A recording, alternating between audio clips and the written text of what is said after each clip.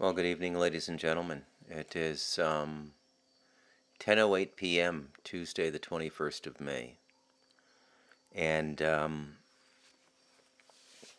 going to do another podcast tonight.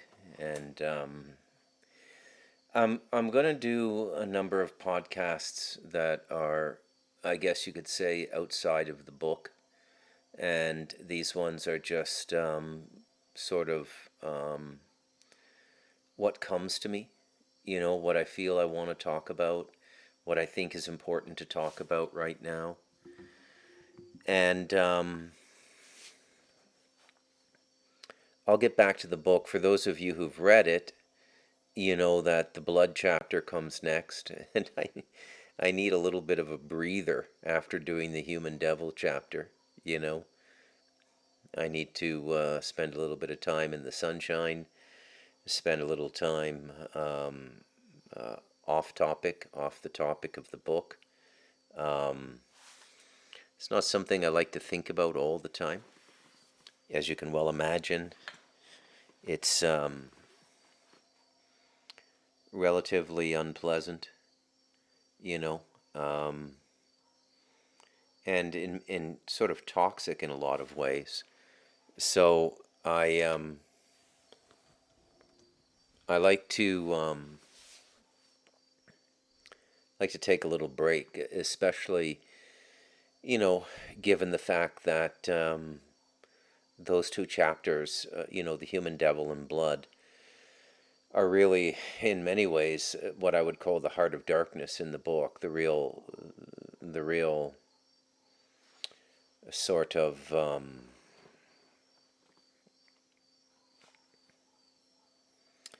essence of what I would call the negative cornerstone of the book, if you will. Um, and it is a very positive book overall. I think anybody who's read it would agree with that. It's just a straight telling of what's going on. And without any pretense at, understanding it all,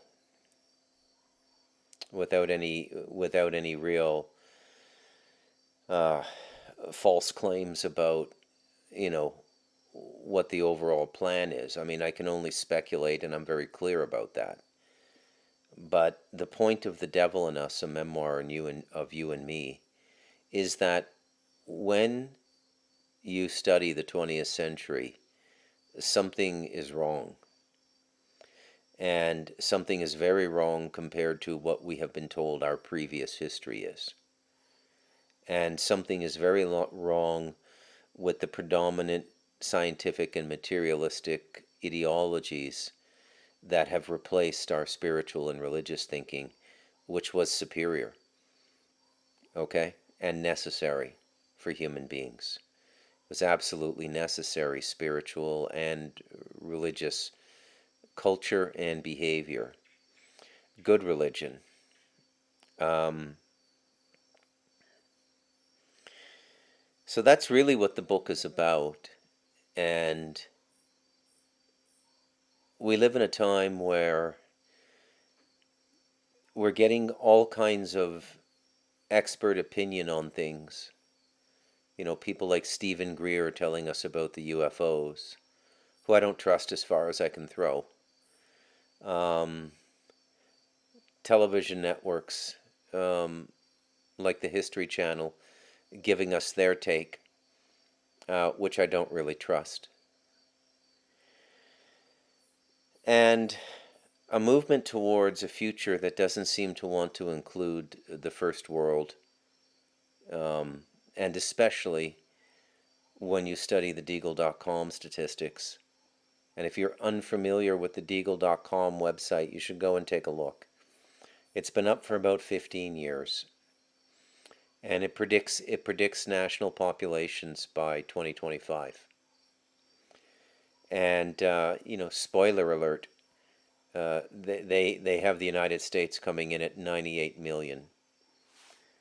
If the numbers of illegal immigrants in the country now are accurate, that would be a loss of about 250 million people. That's a lot of people, folks. Okay? That is a lot of people. That is more people than were lost in both World War I and World War II globally. And that's just one nation. Canada's about 37, 38 million people now. It according to the statistics, it goes down to 14 million. Okay? And these statistics came out long before the food processing plants were being burned, long before the artificial fires were being lit in California, Alberta, in Canada, the West Coast, long before the COVID vaccine and the COVID gain of function research disease, which was released on humanity, and specifically the West, I think. So if you look hard enough and you have good intuition, you cannot do without intuition. Intuition is your spiritual guidance, and it is profoundly different than psychic abilities. I don't recommend people open their psychic centers. I don't think it's a good or a balanced life. And you're much better off developing your spiritual intuition and simply learning to think within the framework of spirit. And that's accomplished for the most part, for most of us, through a spiritual practice that's done consistently. There are exceptions to that rule. I've met a number of them. I've met quite a number of what I would call wild card consciousnesses on this planet. John Edmonds being one. I miss John tremendously. He was the kind of guy you could get on a Skype call with him and speak for 3 hours. And it would be more thrilling and more engaging than the best HBO series you've ever seen or your favorite movie. And this went on for years after the book as well. The book was finished in December of 2019, and he died in February of 2022. So I had a long history with John. He told me so many things that didn't make it into the book. John was a lit up human being. He was a meta consciousness, not a traditionally spiritual person by any of the paths or teachings on the planet, but for a number of reasons he was completely lit up, not least of which living a quarter century on that ranch and living in the portals, the two portals there, and assimilating all of the experiences that he had.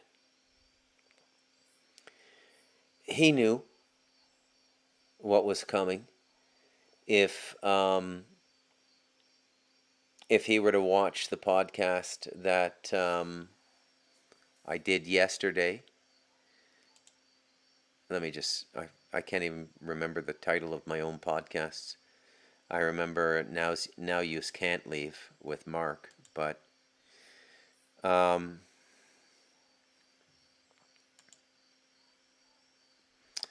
yeah, the great work climaxing, and the great work is a Masonic term, okay? John knew about all this. Absolutely all of this. In fact, I will read you the last text message I got from John Edmonds. I have my Facebook Messenger application right here. Here it is. And this was 02/12/2022. So February 12th, 2022 at 11:47 a.m. And at this time, he was staying in a hospice in Arizona. Hospice is where you go to die, you know. So he was, I think for a while they thought he might recover, but no.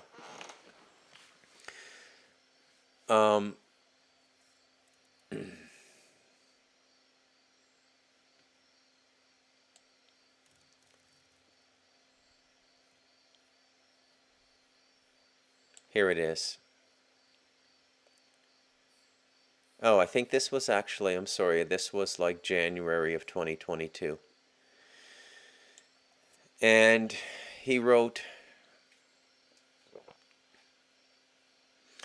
I am surrounded by a population of Spanish speaking people who are ready to do whatever has to be done to survive.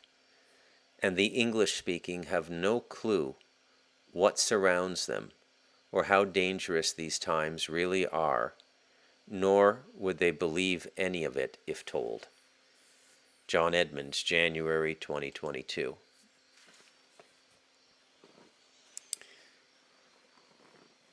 John kept a lot of secrets. A lot of people who have a lot of insight like John had will keep secrets. They will try to help you to arrive at the realization yourself, but they won't tell you. And I think the thinking is that if you were just told, you wouldn't believe it. And I find myself hitting that same hurdle as a podcaster. Although the comments I'm getting are fantastic, and thank all of you. You know, they're so warm and they're very well received, and it is a reciprocation of the energy that I'm putting out there. So I appreciate it greatly.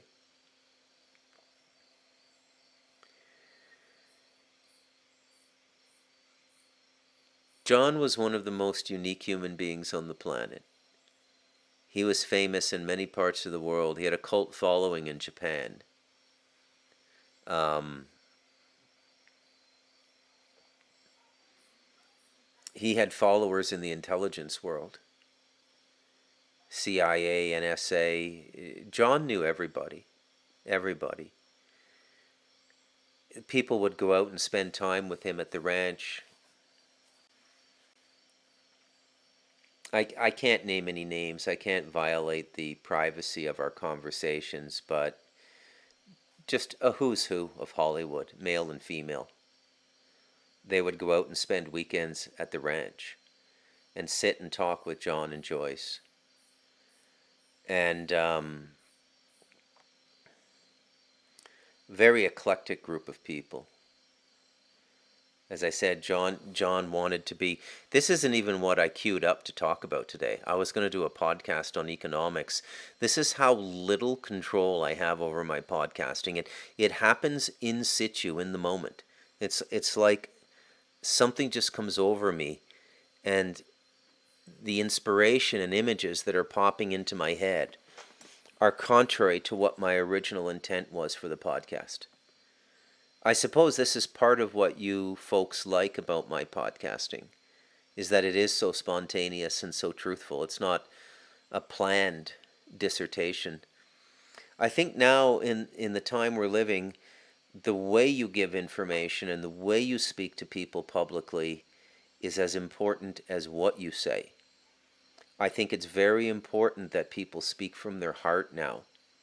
Don't try to sound like a big intellectual. Don't try to sound like you understand quantum mechanics if you don't.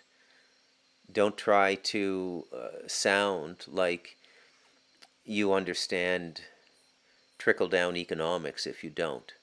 Although that one I do understand. I was raised by an economist. So, but for some reason, John just popped into my head the moment I queued up, you know? I don't know why. Maybe he's here. I don't know.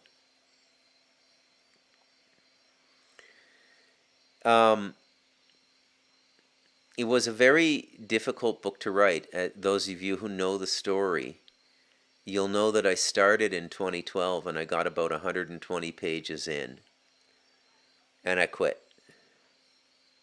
It's the only book I ever quit in my life. I can't really tell you why I quit. I got a little bit spooked.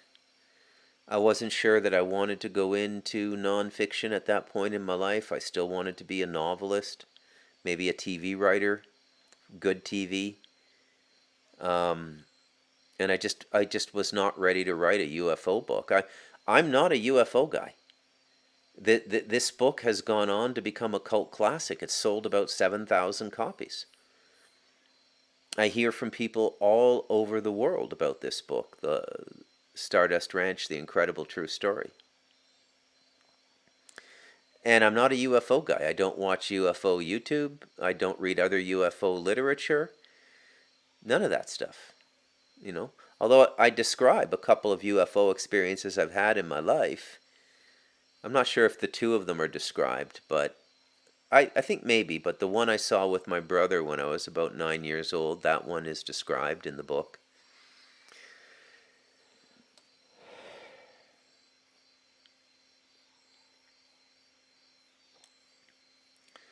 John was a fierce man, not somebody you would trifle with.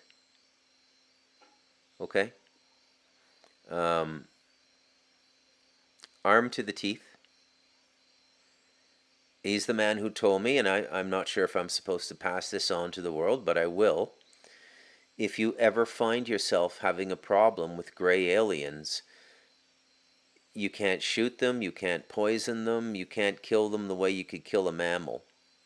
The only way to shut them down, the ones that are really robots, because they're kind of like organic robots, the only way you can shut them down is to cut their head off, which is why John had a samurai sword. So that's the only way you can do it. That's part of the legacy of John Edmonds, How to Kill a Gray Alien. And if you think killing things is evil or bad or anti-spiritual, you've never met a gray alien, at least not the small grays. Okay, they're vile, absolutely vile. They smell like sewage. They have a horrible vibration. I understand why so many people equate them to demons, but they're not demons as demons are described in the Bible. They're not demons. They're not demons as Hindu mythology describes demons. They're not demons as Sikh mythology describes demons. They're not demons as Taoist or Buddhist mythology describes demons or devas in Buddhism. They're not demons. Demons are something else. Demons are part of the original construction of this place. Okay? The original construction. They've been around since the beginning of time. The extraterrestrials are something different. But as one commentator, a friend of mine, commented on the video, when you have an invisible entity or an entity that can go from 4D and come into the 3D, can go from invisible into manifestation in front of you, it has negative intent, it has a foul vibration, and it does not mean any, it does not have any good intent toward you, objectifies you, abducts you, terrorizes you, takes things from you involuntarily, you don't give them voluntarily. What's the difference? Excellent point that Joshua made in the comments. What is the difference at that point? Not much, right? You know, it's sort of like when you look at what I have to deal with in the jungle here when I'm walking through the jungle with my walking stick and my machete. You know, all of the venomous snakes have a diamond-shaped head. It's very triangular. The non-venomous snakes have more of a circular-shaped head. So if you see the triangular head, it doesn't matter whether you can identify it as a terciopelo, a mataway, or a bushmaster. Point is, it's a venomous snake. The same thing with the extraterrestrials and demons. I guess. I mean, why do we keep debating all of this nonsense? They don't mean us well. Either category of thing, they do not mean us well. Okay?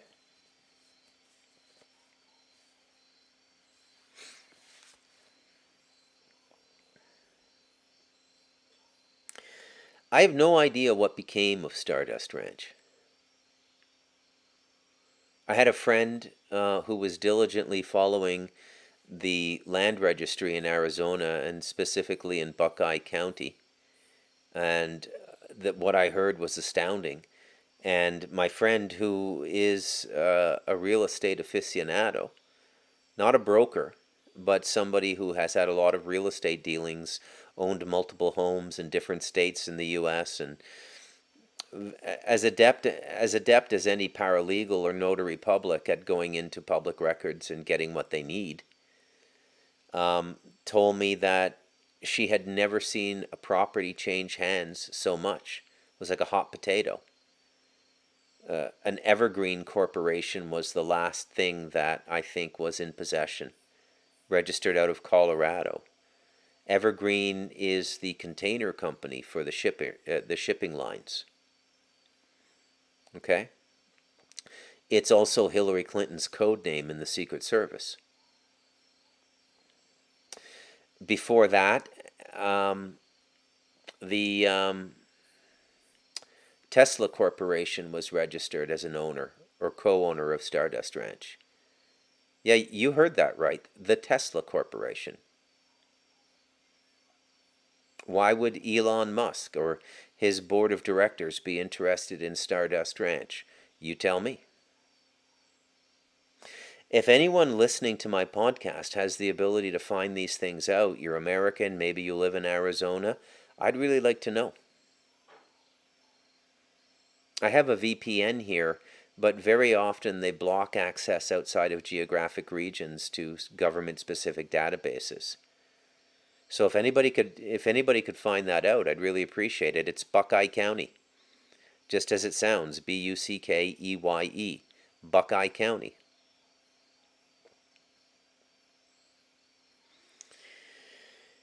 Some of the stuff that you have to endure or tolerate as a writer is quite astounding.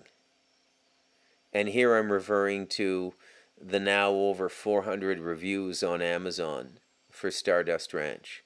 They're overwhelmingly positive. I think its overall rating is 4.6 out of 5.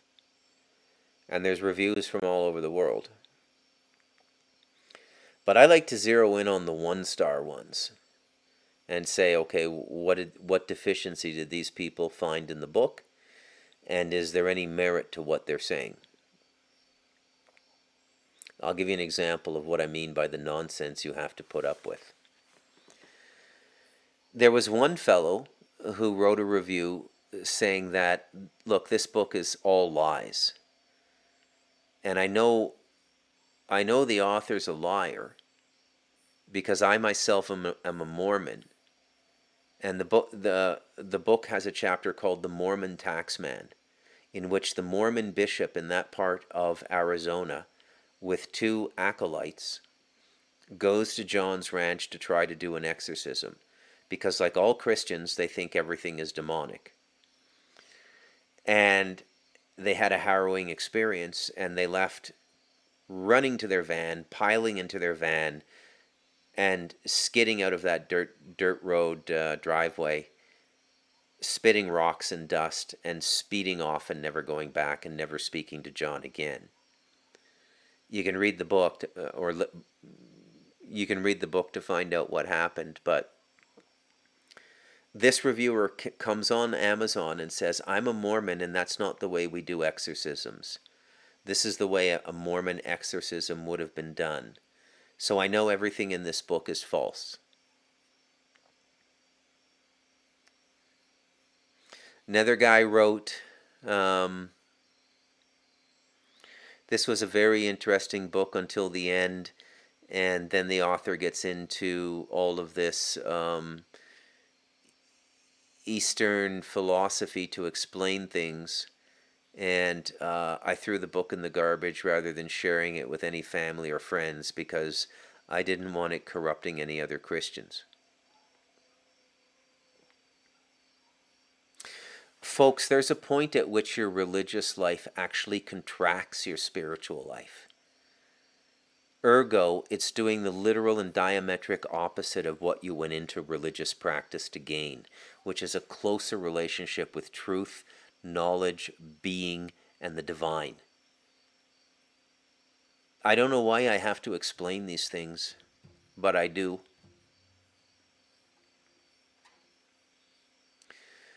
So these are some of the things you go through writing these books.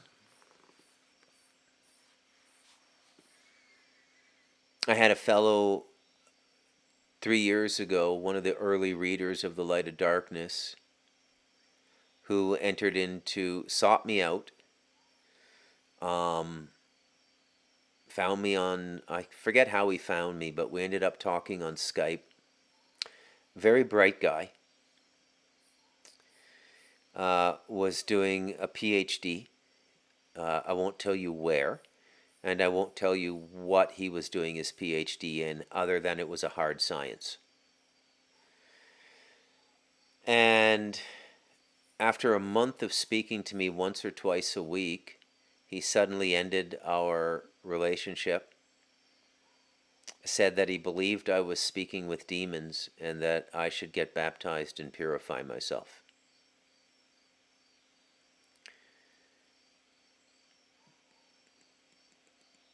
Now, those of you who've read The Devil in Us, or if you've been sitting in on these podcasts, I don't think you're going to come across a person who has more contempt for evildoers and black magic practitioners and people who commiserate with demons for their own benefit and protection against dark acts than me. I don't think you'll find any Christian who's done more to explain what's really going on spiritually, at risk to himself and his family, than me. And I have to put up with this horse shit. Some guy telling me I'm talking to demons. Believe me, buddy, I will know if I'm talking to a demon. And yes, I did have demonic activity writing The Devil in Us, but it was cooperative.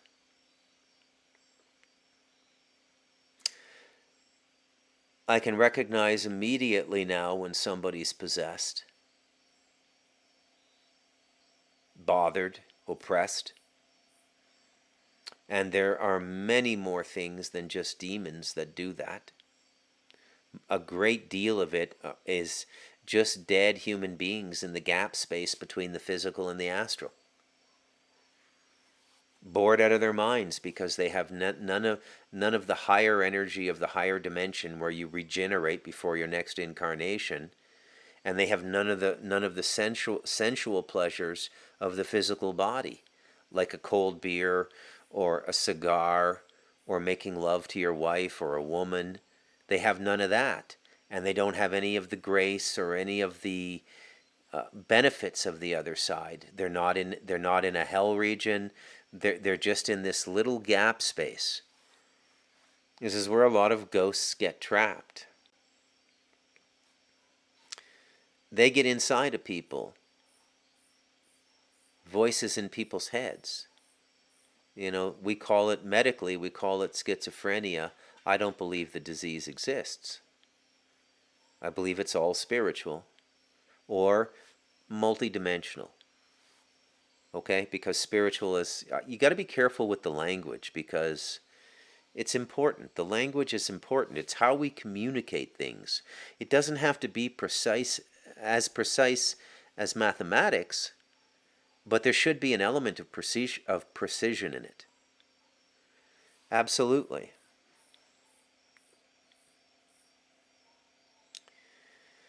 I've had people reach out to me from all kinds of different parts of the world to explain various things to me and to share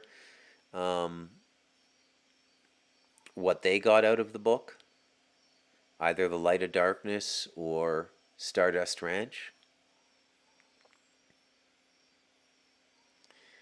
And those are positive experiences.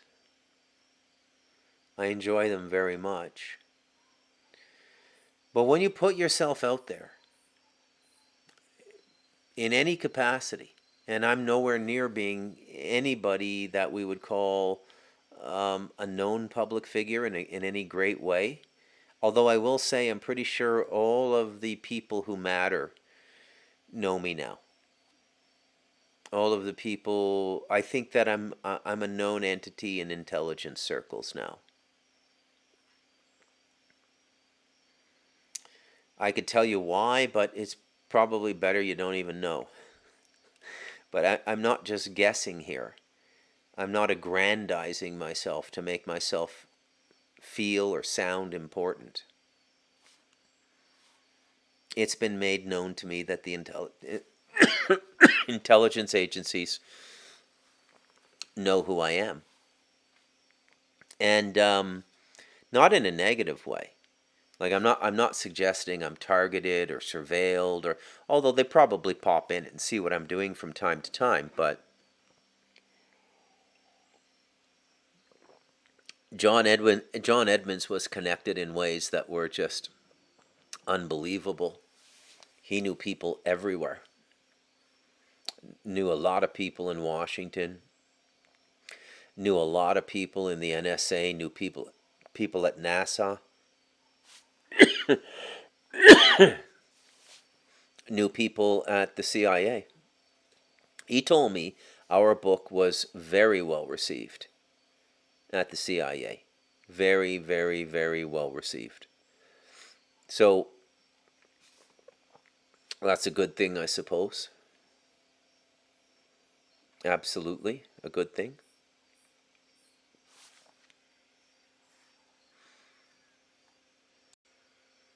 Had to take just a little break there and get some water and puff my puffer, which I should give up soon, but what do you want to do? I'm coming off of like a cigar habit. I miss my tobacco, but I'm not going back to it. I think the vape is better for me at this point, and hopefully I can get off nicotine altogether. It's my one lingering addiction, along with caffeine. And I'm telling you, a nice cigar and a nice hot cup of black coffee, I mean, I could almost be drawn into incarnation for those two things. So we were talking about Stardust Ranch and a little bit about the Light of Darkness and this incredible journey I've been on writing these books, which have been punctuated with a tremendous number of aberrant experiences, And when I say aberrant, I mean the context in which I say that is, my first ghost experience was at 20 or 21 in the Georgian Bay area. So if ghosts are normal to me, if I say something is aberrant, it's really aberrant, okay? And I slowly began to get a bunch of information that I guess you would say is of an occult nature, but I didn't really have to go into the occult to get it. I got it directly by experience, and then I was able to contextualize it very quickly, I think largely because of the spiritual practice I've been doing for quite a while. Now remember, my philosophy is don't open up your psychic centers. It's too dangerous, and it's not really spiritual per se.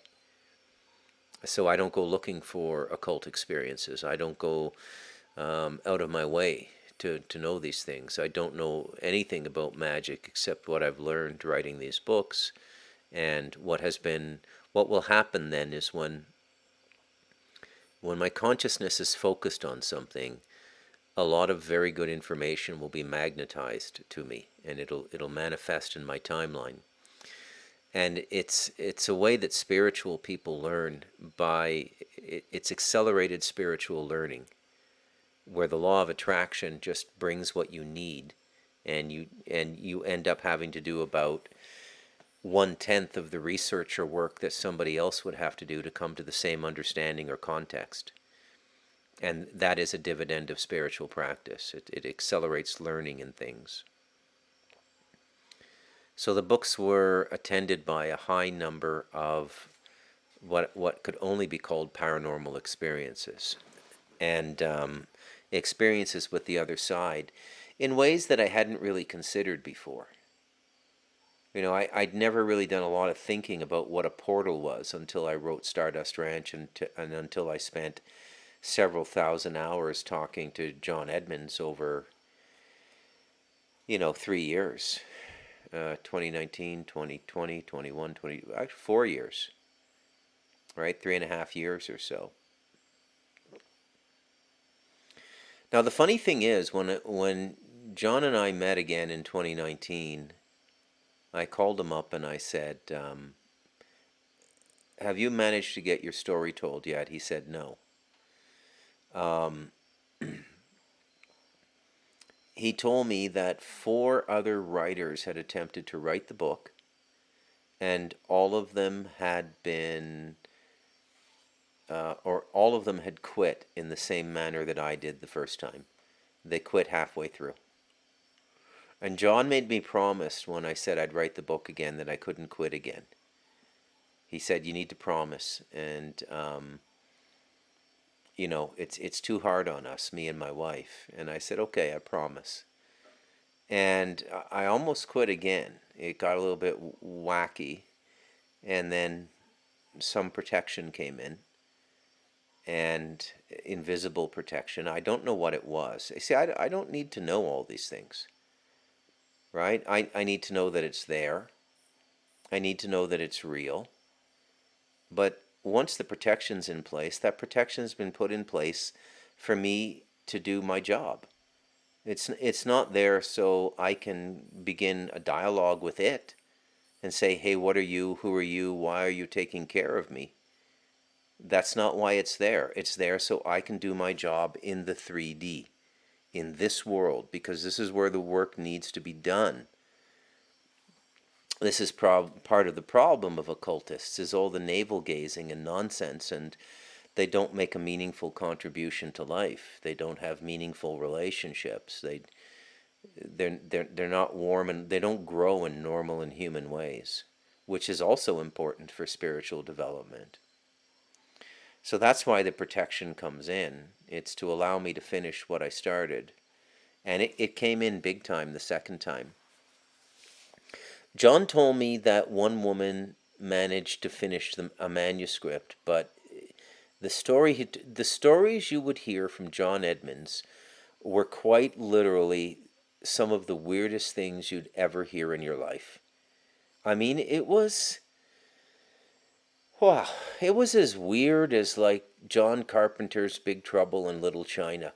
Some of the stories that John would tell, you know. And I was like, Jack Burton, is this really happening? We really shook the pillars of heaven, didn't we, Wang?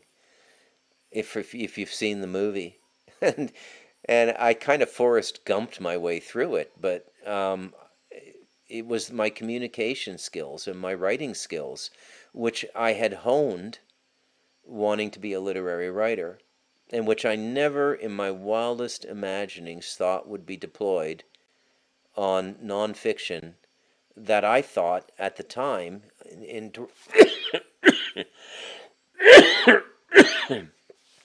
2012 was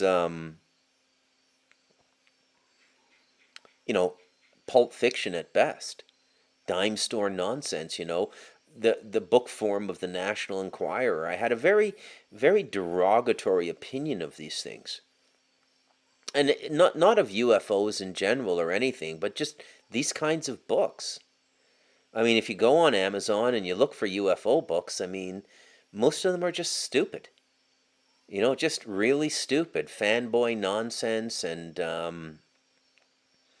or people will get in lanes. They'll get in a lane, right? And they'll leverage off of some public credibility they have.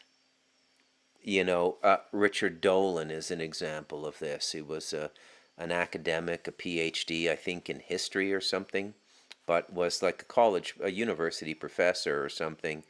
He got into the UFO world and wrote a number of books, and they're very well researched. But he focused in that academic model. So he focused on aerospace projects that the public wasn't aware of, and things like this. So a rational person could pick up the book and go, "Wow, that's interesting," and he would deliver his information in a very academic way. But I don't think that really, circumscribes what's going on in the UFO world. I would say that a better writer on the UFO phenomenon to capture what's really going on, if he were alive today, would be a poet like William Blake. he would be brilliant to sit down and write a book on UFOs, just because of the expansion of his consciousness and the dexterity of his perception and the spiritual gifts that he had. You know, he would have been a perfect guy to write about extraterrestrials and UFOs and things like this. And he would have done it from the Heart Center, which is an entirely different kind of book. And this is another thing that is the product of the last 100 years or 140 years that I describe in The Devil in Us, is we don't communicate with each other in any other form other than an evidentiary court-like process now.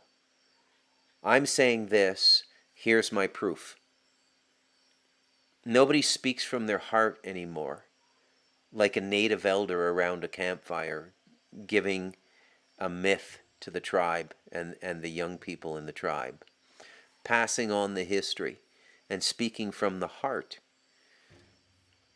It's the way it's got to be done, because that's the only way you can really capture things for human beings, is through the heart.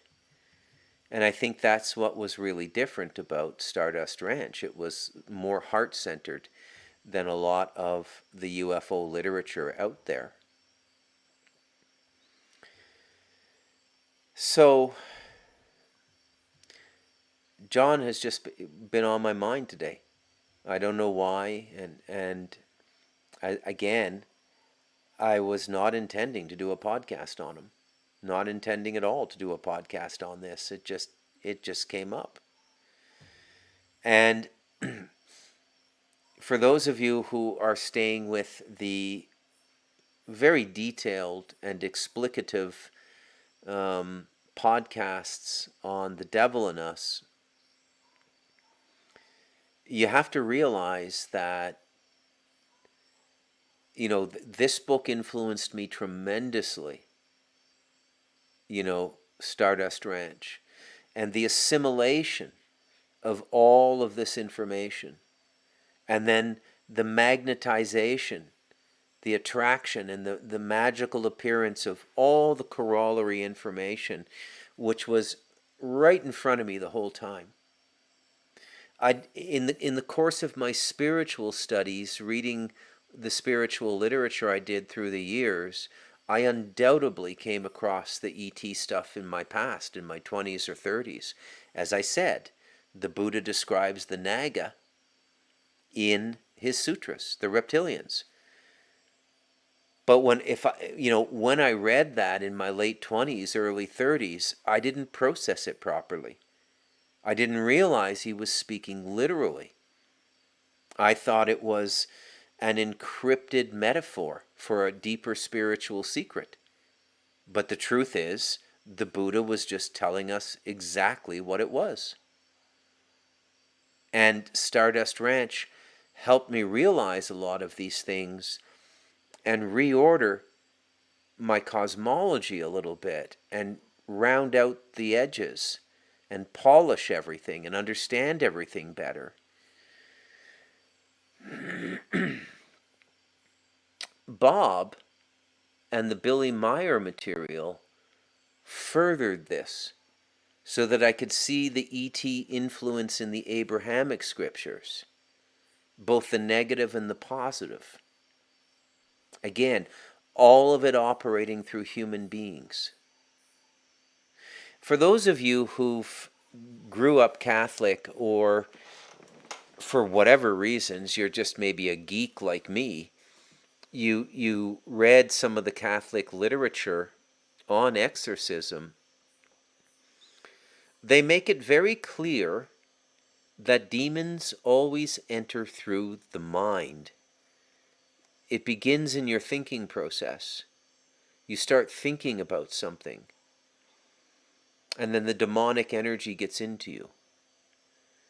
And I always found that very interesting, because one would think that the demon just like comes into your body through the heart center or something, just like takes over your body, comes up through your feet, or no. comes through your mind. Ideologies like communism are spreaders of demonic energy. This is why there's so much demonic activity in communist revolutions, so much brutal killing, killing with glee, killing with joy, which is demonic, by the way. It's one thing to be a soldier and to terminate your enemies quickly and efficiently.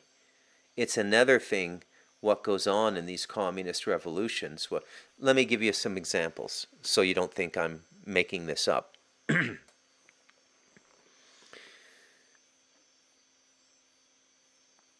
Mao Zedong took China in 1949, as I already explained to you in another podcast. Subsequent to that, a couple decades later in the 60s, he decided that the communism had not taken root sufficiently enough, and they commenced another great purge. And they called this the Cultural Revolution. So all ideologies in opposition to communism were purged. Now, little was known about this, okay? Little was known about this. And then in the last 15 or 20 years, beginning in the 21st century,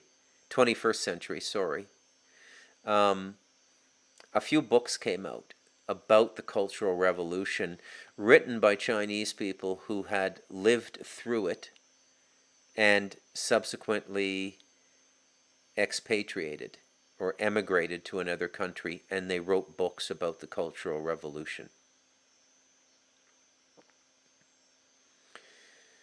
One of the things that happened in the Cultural Revolution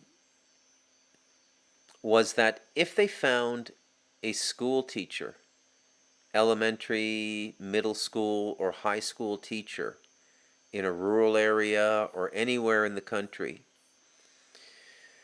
who was radically opposed to the communist doctrine and was not teaching what he or she had been told to teach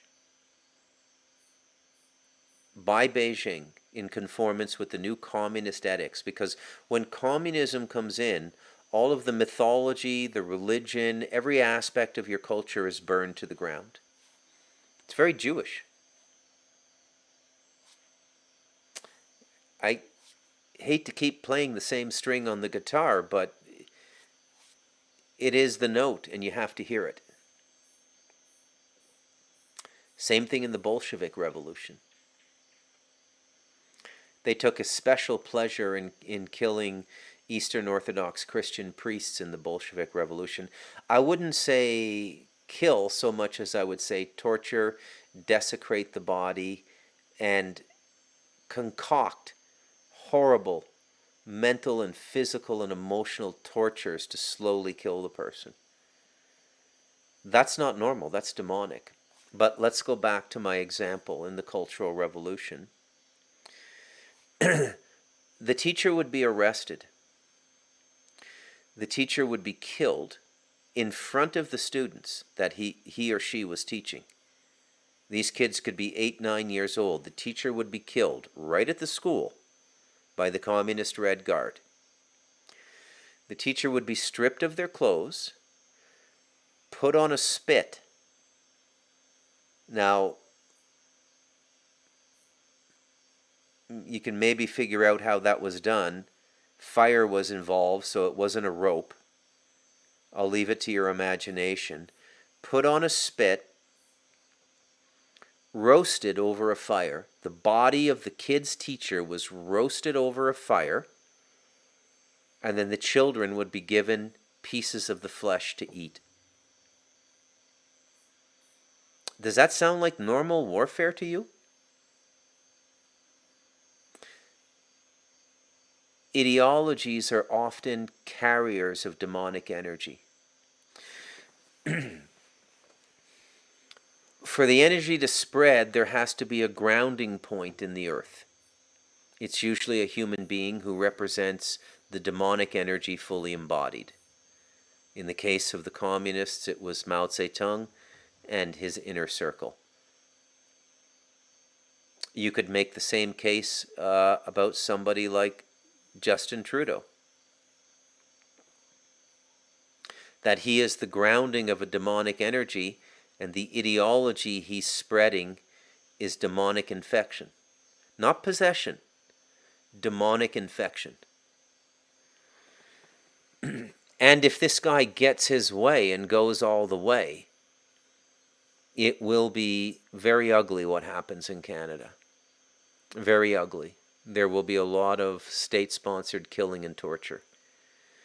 And we know it's already in them based on what we know about the pedophilia and the Picton farm and things like this.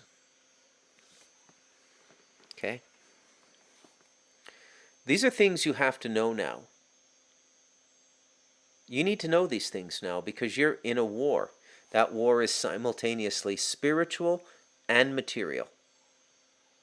It's going on here. It's the war for your thoughts. It's the war for your inner peace.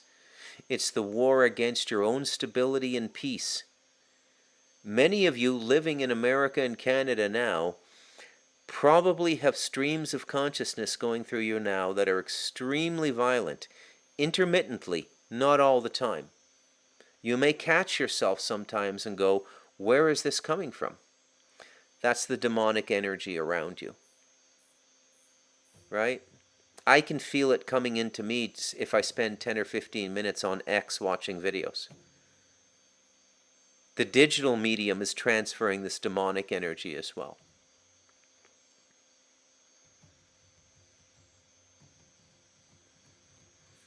So very often,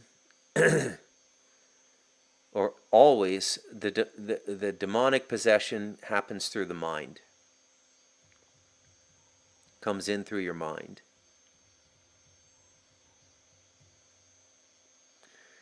Ideology, therefore, is the carrier of demonic energy. Ideology is an intellectual cosmology with no spiritual reality.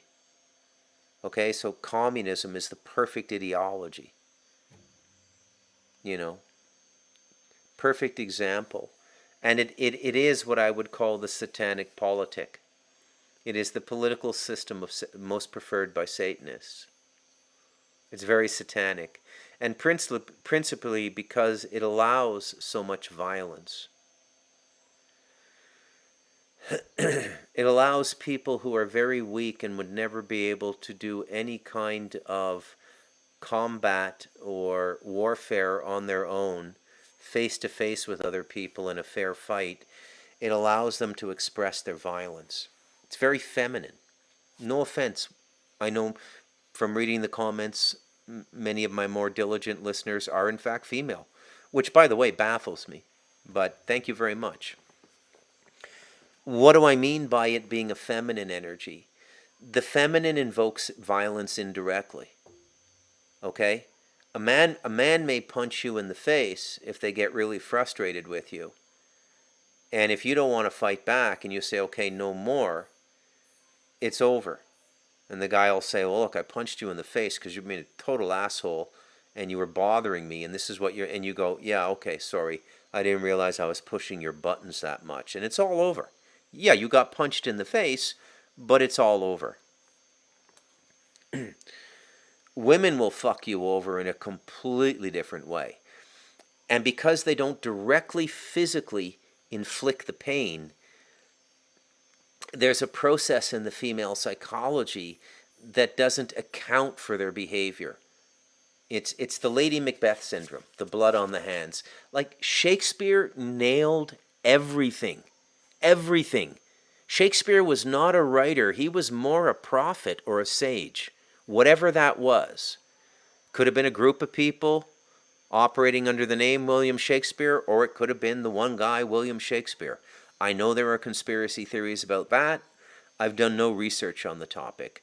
But what I do know is that Shakespeare nailed everything. Okay? Whatever he threw his dart at, it was a bullseye. Everything he said, socially, politically, about family, about power, about love, about madness, about listening to witches in Macbeth, which is basically about the occult. Every lesson he taught in his plays holds up completely 500 years later. It's amazing. I know it's boring. They speak in a where doth thou go? Nobody wants to wade through all that Elizabethan English bullshit with the iambic pentameter in 2024. Why would you do that when you got P. Diddy and 50 Cent and Wu-Tang Clan? I get it. I get it. I'm not stupid. But what I'm saying is Shakespeare captured everything so well. Okay? Perfectly.